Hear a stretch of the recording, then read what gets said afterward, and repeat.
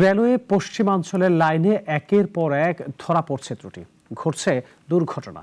পুরনো লাইন এবং অতিরিক্ত লোড পড়ায় এসব ঘটনা বাড়ছে। বর্তমানে যাত্রী পরিবহনে রেলপথের গ্রহণযোগ্যতা বাড়লেও ছোটখাটো দুর্ঘটনার কারণে মানুষের মধ্যে হতাশা তৈরি হচ্ছে। অনেক সময় ট্রেনের লাইনচ্যুতির কারণে শিডিউল বিপর্যয়ের ঘটনা ঘটছে। পশ্চিমাঞ্চল রেলওয়ের অধীনে আছে রংপুর ও রাজশাহী বিভাগের ১৪২৭ কিলোমিটার রেলপথ। প্রতিদিন চলছে ১২৩টি যাত্রীবাহী ট্রেন।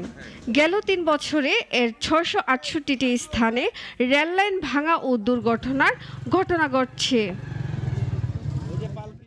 রেলপথের নাজুক অবস্থার কারণে ঝুঁকি নিয়ে যাতায়াত করছে যাত্রীরা। এসব দুর্ঘটনায় বিপর্যস্ত হচ্ছে রেলের শিডিউল। বিশেষজ্ঞরা মনে করেন রক্ষণাবেক্ষণের অভাবেই এমন হচ্ছে। সেন্সর সিস্টেম আধুনিকায়ন ও চালু না করলে এই সংকট থেকে বের হওয়া সম্ভব নয়।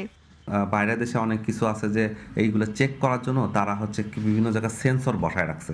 সেন্সর বসায় রাখলে হবে কি যে আমাকে ওই লোক পাঠায় এত জায়গায় দেখার দরকার নেই। আধুনিকায়ন করতে হবে। এখন যে সময়টা আছে আধুনিকায়ন করা, তারপরে ইন্টারনেট অনুযায়ী সব কিছুকে মনিটরিং করা, দেখা, এই জিনিসগুলো খুব জরুরি করা। পশ্চিমাঞ্চল রেলের মহাব্যবস্থাপক বলছেন, সক্ষমতার চেয়ে বেশি ট্রেন চলাচল করে এই রেলপথে।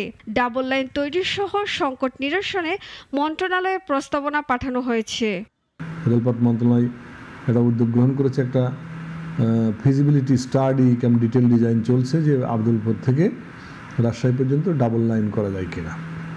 তো এটা আমাদের এই বছর পর্যন্ত লাগবে, এবার ডিটেল ডিজাইন হবে।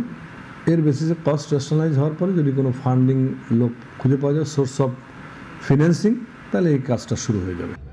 পশ্চিমাঞ্চল রেলওয়েতে রেললাইন ভাঙার ঘটনায় ঝুঁকির মুখে যাত্রী নিরাপত্তা।